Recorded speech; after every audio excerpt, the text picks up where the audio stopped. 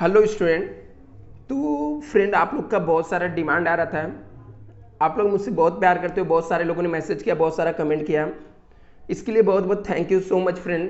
आप लोग ने इतना प्यार दिखाया, लेकिन आप लोग का डिमांड बहुत ज़्यादा है, तो इसको पूरा कर पाना मेरे लिए थोड़ा डिफिकल्ट हो रहा है, बट अपनी तरफ से मैं पूरा एफर्ट डाला हूँ। तो आप लोग का डिमांड था कि प्रीवियस ईयर्स के सर क्वेश्चन सॉल्व करा के दे दो, आप पॉइंटर बना के दे दो। मैं पॉइंटर भी बना के दे दिया। अभी प्रीवियस ईयर्स के जो ऑब्जेक्टिव क्वेश्चन वो भी सॉल्व करा देता हूँ। जैसे ही फ्रेंड मुझे टाइम मिलेगा, मैं अदर भी आपके जो डिमांड रहेंगे मैं पूरा कर दूंगा। अपने तरफ से मैं 110% एफर्ट डाल रहा हूँ, बट आप लोग भी अपने तरफ से एफर्ट पढ़ाई में डालो। आपके अच्छे मार्क्स आएंगे, आप लोग पास होगे तो मुझे बहुत अच्छा लगेगा कि मैं आप लोग को हेल्प किया, आप लोग ने अच्छा मार्क्स स्कोर किया। तो चलो फ्रेंड, अभी मैं आपके ऑब्जेक्टिव क्वेश्चन एक्सप्लेन कर देता हूँ। आप लोग ने यदि चैनल को सब्सक्राइब नहीं किया फ्रेंड, तो चैनल को सब्सक्राइब करना, और आपको ये सब से कितना बेनिफिट हो रहा है मुझे कमेंट करके जरूर बताना, जिससे मुझे भी अच्छा लगेगा, मैं और भी वीडियो आप लोग को अपलोड करूंगा। चलो फ्रेंड, हम लोग स्टार्ट करते हैं। इसके पहले वाले में हम लोग ने अक्टूबर 2018 के पेपर के ऑब्जेक्टिव क्वेश्चन देखे थे, उसका एक्सप्लेनेशन मैंने दिया था। अभी हम लोग अक्टूबर 2019 के पेपर के देखेंगे। तो यहाँ पे आप लोग देख लो, थोड़ा सा एक पीडीएफ बनाने में ना लाइट ज़्यादा हो गया था, तो यहाँ पे प्रॉपर दिख नहीं रहा है, बट मैं आपको रीड करूंगा, समझेगा, तो आपको टेंशन नहीं लेना। बट आपको समझा, कॉन्सेप्ट समझ गया, बस आपका काम हो गया। और मेरा दूसरा एक एडवाइस है फ्रेंड, पेपर छोड़ना मत, आप लोग किसी भी कंडीशन में छोड़ना, चाहे वो आपके ऑब्जेक्टिव हो, चाहे आपके आंसर लिखने वाले रहेंगे। पेपर पूरा 100 मार्क का कंप्लीट ही करके आना फ्रेंड, जो आपको समझता रहेगा। जो मैंने पॉइंटर दिया पढ़ो, उसको एक्सप्लेन करके आ पाओ, छोड़ना मत फ्रेंड पेपर। और ऑब्जेक्टिव जितना मैं करा रहा हूँ करके जाओ, इसमें से कुछ ना कुछ ऑब्जेक्टिव आपको जरूर आएंगे, आपके राइट होंगे, मुझे पूरा भरोसा है। तो चलो फ्रेंड, हम लोग देखते हैं यहाँ पे क्या पूछा गया था। Social infrastructure does not include, बोलता सोशल इंफ्रास्ट्रक्चर के अंदर क्या इंक्लूड नहीं है? एजुकेशन है, इसके पहले वाले में हमने किया था। फैमिली वेलफेयर भी है, नॉन ऑफ द अबव, तो इसका ऑप्शन है ही नहीं। और तो फिर इसका क्या है? एग्रीकल्चर, जो सोशल इंफ्रास्ट्रक्चर नहीं, वो तो बेसिक हम लोग को जरूरतें हैं। लिखा है dash is an the initiative to make the India manufacturing hub, बोलता है इंडिया को मैन्युफैक्चरिंग हब बनाने के लिए कौन से प्रोग्राम को गवर्नमेंट ने लाया था?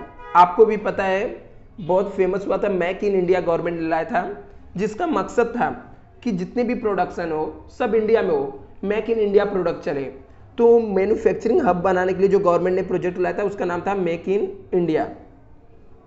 दूसरा, project approved by foreign investment promotion board, बोलता कौन से प्रोजेक्ट को अप्रूवल कौन करता है? फॉरेन इन्वेस्टमेंट प्रमोशन बोर्ड करता है। तो इसके लिए है कोको कोला हो गया, ये भी फॉरेन की कंपनी, जनरल इलेक्ट्रिक हो गया, मैकडोनल्ड्स हो गया। तो इसका ऑप्शन रहेगा ऑल ऑफ द अबव के लिए, इससे अप्रूवल लेना जरूरी है। नेक्स्ट लिखा है the average agriculture growth rate since 2000 in dash, बोलता जो एग्रीकल्चर का ग्रोथ रेट है सिंस 2000 से वो कितना है? एबव 4% है, लेस 4% है, या 4% या नॉन ऑफ द एबव है? तो जो एवरेज एग्रीकल्चर का ग्रोथ रेट है सिंस 2000 से, ये क्या है? लेस देन 4% है। कितना है? लेस देन 4% है। किसान credit card was introduce by, बोलता किसान क्रेडिट कार्ड जो है वो किसने इंट्रोड्यूस किया है? तो किसान क्रेडिट कार्ड जो है इंट्रोड्यूस किया था नाबार्ड ने। किसने? नाबार्ड ने इंट्रोड्यूस किया था। National agriculture rural development bank ने किया था। इसके बाद नेक्स्ट हम लोग देखते हैं, यहाँ पे है कि regulated market aim at the protecting, regulated market का एम क्या है? किसको प्रोटेक्ट करना है? कंज्यूमर को, फार्मर को, या बोथ? तो कंज्यूमर और फार्मर दोनों को प्रोटेक्ट करना है। आगे लिखा है competition act is not possible in the following case, बोलता कंज्यूमर एक्ट पॉसिबल नहीं है कौन से केस में? पब्लिक फाइनेंस इंस्टीट्यूशन में, फॉरेन इंस्टीट्यूशनल इन्वेस्टर में, बैंक में। तो ऑल ऑफ द अबव इसका राइट ऑप्शन रहेगा कि कॉम्पिटिशन एक्ट नॉट अप्लीकेबल, ऊपर के तीनों वाले केस में अप्लीकेबल नहीं होते हैं। एमएसएमई का मीन्स क्या होता है? एमएसएमई का फुल फॉर्म पूछ रहा है कि क्या होता है? तो एमएसएमई का फुल फॉर्म होता है micro small and medium enterprises होता है। माइक्रो स्मॉल मीडियम इंटरप्राइजेस इसका राइट ऑप्शन रहेगा। लिखा टूरिज्म पॉलिसी हाईलाइट, बोलता टूरिज्म पॉलिसी को कैसे हाईलाइट किया गया? स्वागत, वेलकम के थ्रू, या सूचना के थ्रू या संविदा के थ्रू, फैसिलिटी के थ्रू। तो जो टूरिज्म पॉलिसी को हाईलाइट किया गया ऑल ऑफ द अबव, इसका राइट ऑप्शन है, मतलब सबके थ्रू किया गया। Virtual banking aim at the rendering the banking service through, बोलता जो वर्चुअल बैंकिंग एम है, इसकी सर्विस जो रेंडर होती है वो किसके थ्रू होती है? यूज आईटी सर्विस को हम लोग यूज करके वर्चुअल बैंकिंग सर्विस हम लोग बनाते हैं। नेक्स्ट यहाँ पे लिखा है which of the following committee was the establish to suggest insurance sector reform. तो इंश्योरेंस सेक्टर को रिफॉर्म करने के लिए कौन सी कमेटी को गठित किया गया था, मतलब कौन से कमेटी को सजेस्ट किया गया था? तो वो था मल्होत्रा कमेटी को बनाया गया था, जो इंश्योरेंस सेक्टर को इंप्रूवमेंट के लिए काम करने वाली थी, या जो जिसने काम किया। लिखा money market deal through the and lending the short term loans for the period. तो जो शॉर्ट टर्म लोन रहता है वो कितने दिन का रहता है? लेस देन 1 ईयर होता है, मतलब लेस देन इक्वल टू कितना? 365 डेज से कम जो रहेगा वो मनी मार्केट का रहता है, शॉर्ट टर्म लोन होता है।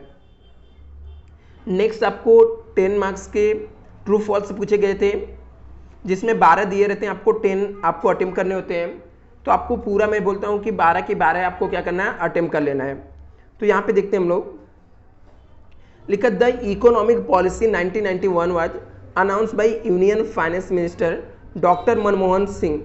बोलता जो न्यू इकोनॉमिक पॉलिसी था 1991 का, उसको उस समय के जो यूनियन फाइनेंस मिनिस्टर थे डॉक्टर मनमोहन सिंह, उन्होंने अनाउंस किया था। यस ट्रू है, डॉक्टर मनमोहन सिंह ने ही इसको अनाउंस किया था। यहाँ पे नेक्स्ट था the SDG millennium development goal are the same. तो ये भी स्टेटमेंट क्या है? फॉल्स है, ये दोनों सेम नहीं है। आगे लिखा है FDI policy 2017 has give the boost the foreign investment startup. Yes, ये क्या स्टेटमेंट ट्रू है। लिखा है agriculture price policy is necessary to improve the terms of trade in favour of farmer. बोलता है जो एग्रीकल्चरल प्राइस पॉलिसी था वो नेसेसरी था इम्प्रूवमेंट करने के लिए terms of trade in favour of farmer के लिए। यस, बी स्टेटमेंट क्या है? ट्रू है।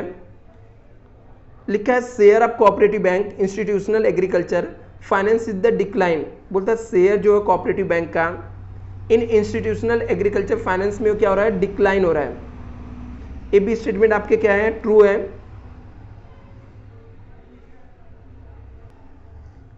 नेक्स्ट आपको क्वेश्चन पूछा गया है regulated market render useful service both the procedure and consumer. ये भी स्टेटमेंट आपका क्या? ट्रू है। नेक्स्ट गया था IPO और FPO are identically methods of disinvestment है, नहीं है, फॉल्स है, डिसइन्वेस्टमेंट के मेथड्स नहीं है दोनों।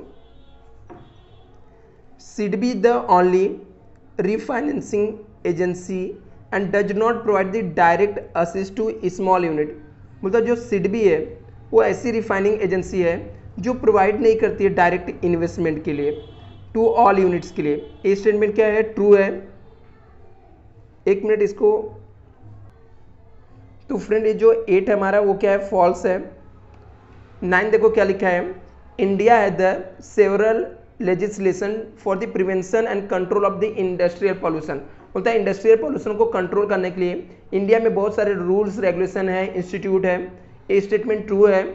नेक्स्ट दिया है internet banking is a product of e-commerce field of banking and finance service. बोलता है इंटरनेट बैंकिंग जो है वो ई-कॉमर्स का फील्ड का है, मतलब ई-कॉमर्स फील्ड का बैंकिंग फाइनेंस सर्विस है।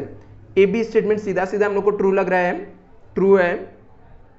इसके बाद यहाँ पे लिखा है under the call money market fund are transacted on monthly basis.